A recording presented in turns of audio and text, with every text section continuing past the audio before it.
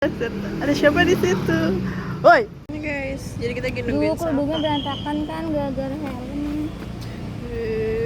Guys, gue bawa motor loh guys dari Jakpus ke sini guys. Ke Jakpus pusat. deket. Ya kan gue nggak pernah Dia Maps ya guys, the driver and navigator. Jadi gue lagi di Taman Ismail Marzuki. Terus kayak sebelum pulang kampung kita tuh harus mengerjakan tugas dulu untuk UTS. Lalu singkat cerita, abang parkirnya mah banget. So, review. Jadi kita lagi masak.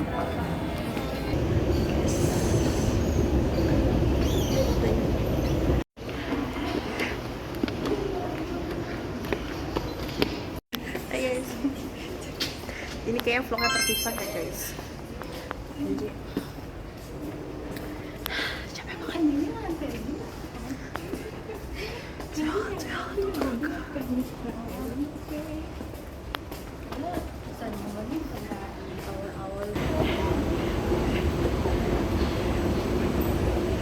Bisa apa?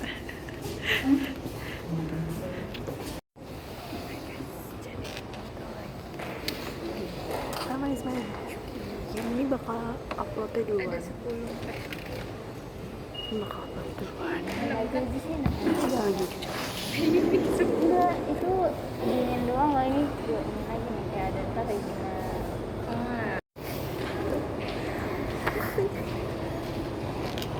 Ini gini gak sih?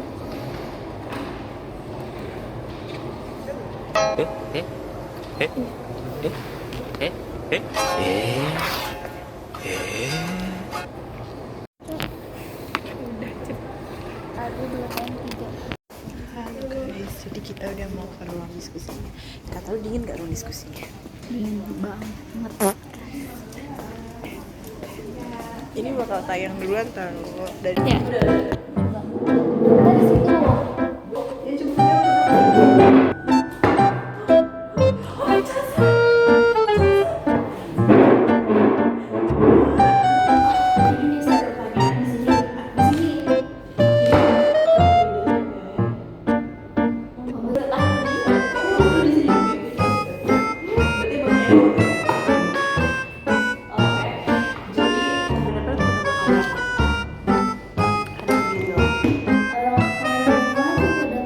Hai guys, dingin banget. Jadi kita udah di ruangan diskusi dan kita udah mau wawancara.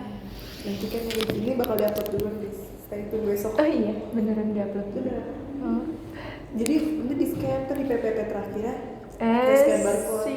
Aduh, tidak bisa ngomong kasar. Iya, biar langsung kelihatan. Link juga nggak apa-apa kan? Taruh link. Nggak apa-apa. Udah barcode biar pada nge-scan semua balik ke nol. Pembukaannya di mana, Cok? Rumah mana ya?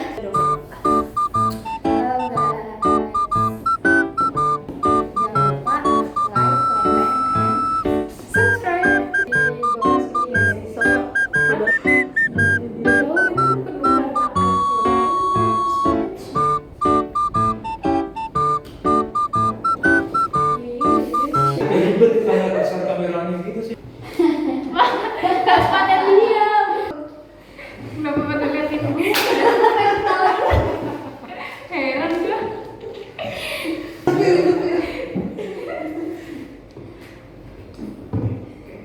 Coba deh. Ya, jadi dong. Kan nanti kan hasil ini kan di sini ada 6 pertanyaan. Ya kan bener? Boleh jelasin nggak secara singkat? Bukan dulu nggak saya mau aja kan di reform. Ya kan nyoba.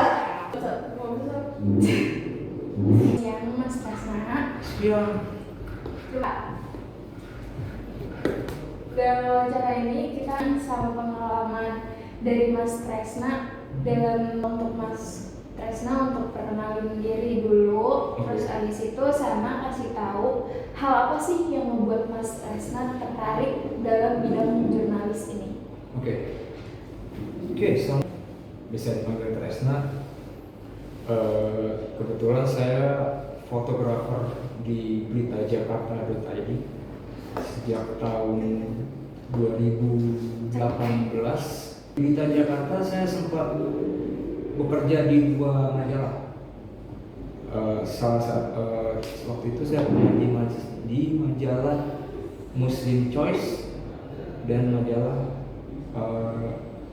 waktu itu Baknas, Badan Perencanaan Pembangunan Nasional. Untuk yang selanjutnya, apa yang membuat Mas Tresna sendiri itu tertarik untuk menjadi seorang jurnalis fotografer? Tertarik menjadi jurnalistik. Awalnya dulu ya. Kebetulan orang tua juga fotografer, gitu kan. Tapi bukan jurnalis ya. Kebetulan dia bagian dokumentasi. Kayaknya enak ya jadi fotografer jurnalistik gitu kan. Dan terus saya juga lihat di YouTube, di beberapa blog segala macam gitu kan tentang fotografer jurnalistik, especially war photographer ya, fotografer perang. Jadi saya lihatnya, ya akhirnya di situ kayak saya terpancing untuk oke, gue biar di bidang ini gitu. Bagaimana sih Mas Tresna biasanya mempersiapkan diri sebelum melakukan pemotretan untuk suatu berita? Baterai full, dari malam itu harus dicas terus kan, harus dicas buat besoknya berangkat ikutan. Terus kalau untuk persiapan Mas dalam mencari suatu berita yang bakal nanti Mas foto itu gimana? Kalau misalkan saya mencari berita gitu, acuan saya tuh sekarang gini banyak ya, maksudnya dari sosial media, dari Instagram, TikTok segala macam itu kita bisa cari informasi di situ. Kayak satu contoh misalkan ada kayak dinas di DKI kan udah banyak tuh Instagramnya, kayak misalkan info vaksin hewan atau gimana gitu kan. Nah saya dari situ tuh acuannya tuh. Nah sebelum berangkat jadi kita udah punya acuan, oh nih acaranya ini, ngambil gambarnya seperti ini. Bagaimana Mas Tresna biasanya berinteraksi dengan narasumber atau ketika mengambil foto? Terus juga bagaimana Mas Tresna memastikan bahwa mereka merasa nyaman di hadapan kamera? Saya lebih sering izin. Ya, pasti. Kayak misalkan acara sembako murah, saya mau ngomong izin dulu. Bapak atau Ibu izin saya dari Berita Jakarta, saya Tresna, saya dari Berita Jakarta, izin Bu mau ngambil fotonya sebentar ya. Dari situ baru kita motret. Nanti bisa dilihat di Potret Jakarta. Kita ada portal websitenya. Seperti itu sih. Selanjutnya, gimana sih proses kerja sebagai jurnalis fotografer Mas Tresna mulai dari ide pengambilan fotonya, terus langkah-langkah yang diambil setelah jurnalis fotografer itu? Langkah pada saat itu nggak bisa diprediksi intinya. Jurnal gini loh, ketika kita liputan kita kan nggak tahu, maksudnya si narsum ini datang jam berapa atau dia datang jam berapa. Udah di situ kita harus berpikir cepat. Iya. Ternyata itu sih pilihannya cuma 2. Tetap di situ dengan pengambilan angle yang bagus, atau pindah ke tempat lain dengan mempertimbangkan waktu. Kayak istilahnya gitu, kita di angle kamera ya, lu ambil dekat aja, bikin suasana padat aja, lu bikin padat aja atau nulis segala macam, seperti itu sih. Kalian Mas Tresna sebagai jurnalis fotografer, apakah ada proyek atau karya tertentu yang membuat Mas Tresna itu bangga? Terus mengapa itu membuat Mas Tresna itu begitu berarti? Ingat? Ya. Terus saya tunjukin lah, bukannya ya. Oke.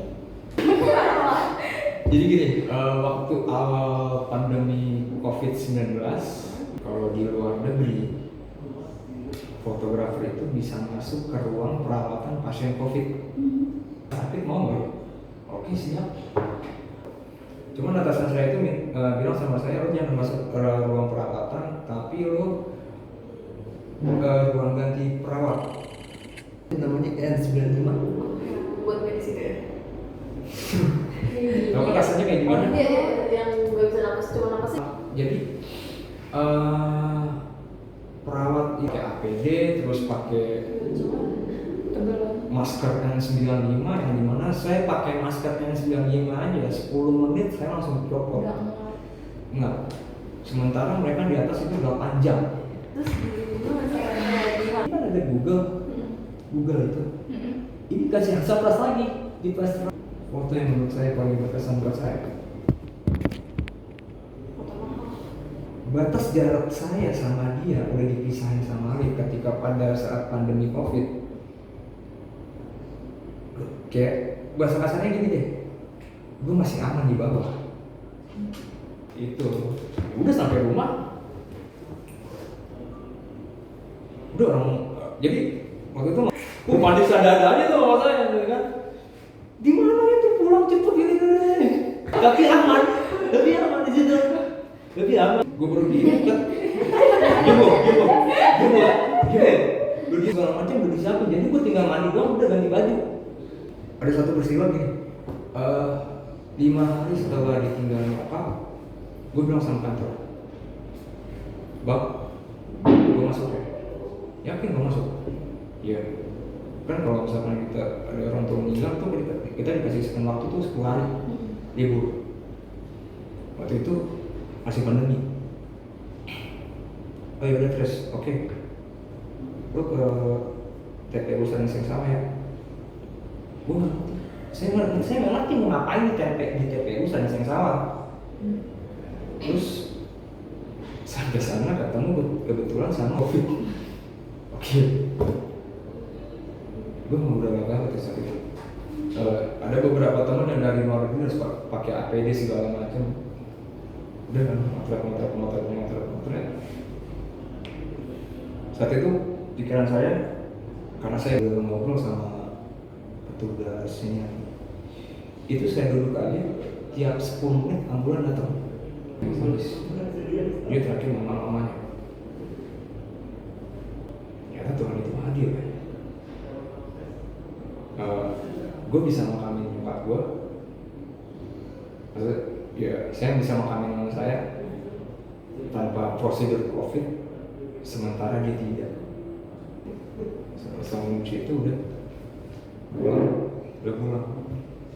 Telepon atasan, saya udah dari pemakaman COVID. Udah. Dan yang tadi saya bilang ada satu foto yang saya pas perawat itu naik lift. Setiap hari perawat, saya pasti pasang foto itu. Itu sih. Hai guys, kita udah selesai wawancaranya. Stay tune. Enggak sih sebenarnya. Kayak udah lah ya. Kita mau ke, oh iya kita nge-scan lagi kan ya Pak? ya udah langsung otomatis. Ya. Oh. Ada 56 juga. 56 tuh apa sih? Ini. Oh. Story. Ya story lah. Kartu bayar gratis. Nih, Atau yang 3 juga lucu. buat ngeliatin lucu. Iya lucu lah itu. Coba kayak foto.